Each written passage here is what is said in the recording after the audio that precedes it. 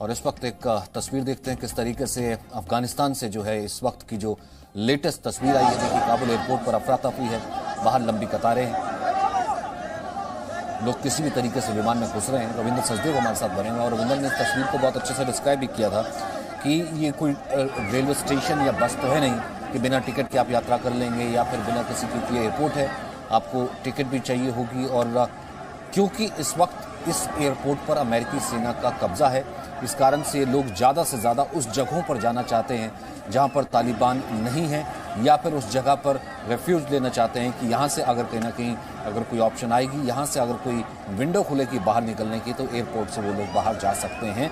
लेकिन रविंद्र सचदेव, दो तस्वीरें मैंने दिखाई, एक तरफ राष्ट्रपति भवन में हथियार लिए बैठे हैं, नीचे बैठे हैं तालिबानी जैसे कि पहले नज़र आते थे, और दूसरी तस्वीर थी गवर्नर हाउस में भी उसी तरीके से नीचे बैठे हैं, हथियार लिए हुए हैं।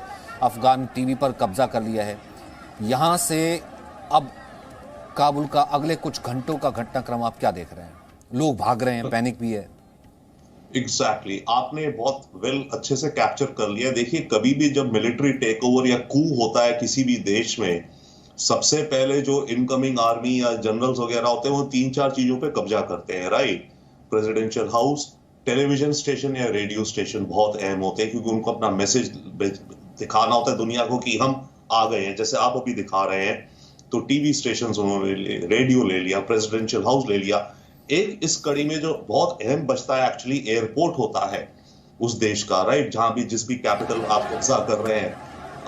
और इस समय by the way Kabul airport इनके कंट्रोल में नहीं है, ठीक है ना। वो एक पीस रह गया है, तो वो पीस रहेगा, अमेरिका उस पर अपना कंट्रोल रखेगा टिल द टाइम अमेरिका अपने सारे एम्बेसी स्टाफ या सपोर्ट स्टाफ इनको निकाला कर। उसके बाद क्या हर्षण होगा इस एयरपोर्ट का अपन कह नहीं सकते, बट मानिए अगले 2-3 दिन तो चाहे, जब तक अमेरिका को अपने इंटरेस्ट निकालने हैं तब तक अमेरिकन फोर्सेस वहां पर हैं। और आप जिस हिसाब से बहुत सही कह रहे थे कि ये जो लोग भीड़ कर रहे हैं एयरपोर्ट पे, जैसे पूरा असाइलम मांगने पहुंच जाते हैं, राइट। किसी भी देश की एम्बेसी या तो मैं अब एंथनी ब्लिंकन जो कह रहे थे वो उसको कहूँ या फिर अभी मैं इस चीज का जिक्र करूं, फिर ये कहीं ना कहीं से तो एक तरीके से ये पैसेज हुआ ना, ये क्या कोई डील रही होगी कि गोली नहीं चलाएंगे, फिलहाल जो है अमेरिका जो है एयरपोर्ट पर रखेगा, बाद में आपको भले सौंप दिया जाएगा। It's kind of a passage और अ डील। हाँ, it's both actually. With respect to America तो ये बोथ है, बट जो आप बात दूसरी कह रहे हैं कि कि अभी तक कोई गोलियां ज्यादा नहीं चली, वो तो बिगर पिक्चर है इस वॉर की। और सबसे सरप्राइजिंग बात है, आप देखिए तालिबान जहां से भी आता गया, जैसे होता है ना गरम मक्खन के अंदर नाइफ आपने डाल दी, उसी तरह से चलता गया। उसे कितनी अपोजिशन मिली, अफगान आर्मी से नहीं मिली। पर रविंद्र, तालिबान का सबसे बड़ा दुश्मन तो अमेरिका सो कॉल्ड बिल्कुल है, बट देखिए उस दुश्मन से वो बात कर रहा है। सारी डील इनकी दोहा में जो हुई है डिस्कशंस, राइट, अमेरिका ने इनसे डील करी कि भैया हम अफगानिस्तान आपके जिम्मे छोड़ते हैं, आप 2-3 चीज प्रॉमिस करो। एक, आप अपने देश के अंदर कोई दूसरे एक्सट्रीमिज्म नहीं करोगे जो कि हमारे को इफेक्ट करे, पहली बात, राइट। तालिबान ने बोल दिया हाँ जी हम अपने देश को कोई बेस नहीं बनाएंगे आपके खिलाफ आतंक के लिए। दूसरा, अमेरिका ने कहा कि आप और भी आतंकियों को पालोगे।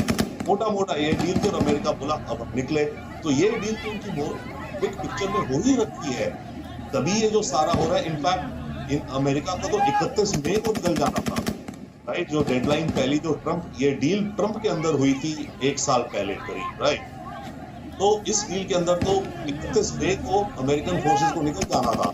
तो बाइडन तो इनफैक्ट अब ये कह रहे हैं ना, जो अमेरिका में क्रिटिसिज्म हो रहा है इस समय बाइडन का काफी और दुनिया में भी, कि आपने क्या करा, कैसे हाल में आप अफगानिस्तान को छोड़ के जा रहे हैं। तो वो ये कह रहे हैं कि अगर अभी तो हम 31 अगस्त को जा रहे हैं, अगर हम 31 मई को जाते तो मानिए कितना बुरा हाल होता, क्योंकि अभी तो हमने फिर भी थोड़ी तैयारी कर ली थी वहां से निकलने की। तो ये तो डेफिनेटली इनका आपस में डील बिग पिक्चर है, बट तालिबान की एक प्रॉब्लम छोटी है और अमेरिका को वो वरी है ना कि तालिबान को आप कितना ट्रस्ट कर सकते हैं। एग्जैक्टली, बात सबसे बड़ी है, क्या तालिबान पर ट्रस्ट किया जा सकता है, क्या तालिबान बदल गया है? क्योंकि तालिबान तो रिजीम वही है ना, तालिबान के जो बेसिस है, जिसे क्या कहते हैं फाउंडेशन है, उसका फाउंडेशन तो उसी शरिया और उसका फाउंडेशन उसी एक्सट्रीमिज्म पे है, तो उस तालिबान से कैसे? या फिर अमेरिका इतनी ज्यादा हार्ड स्किन है कि अमेरिका को फर्क ही नहीं